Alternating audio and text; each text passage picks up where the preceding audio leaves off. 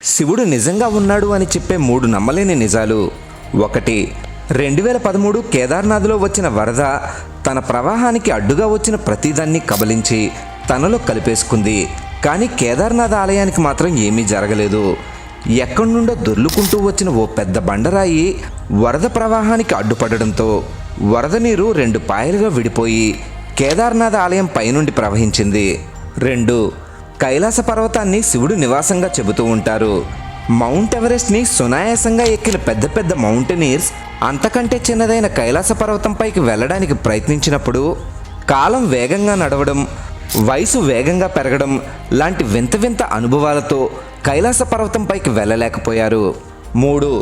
బిజిలీ మహాదేవ్ ఆలయం. ఈ ఆలయంలో ఉన్న శివలింగంపై ప్రతి 12 సంవత్సరాలకి ఒకసారి పిడుగుపడి శివలింగం ముక్కలైపోతుంది. అక్కడుండే పూజారి వరిపిండి వెన్నతో ఆ శివలింగాన్ని అతికిస్తాడు. కొన్ని నెలలకి గీత కూడా కనిపించినంతగా ఆ శివలింగం అతుక్కుంటుంది. హరహర మహాదేవ అని గట్టిగా చెప్పండి.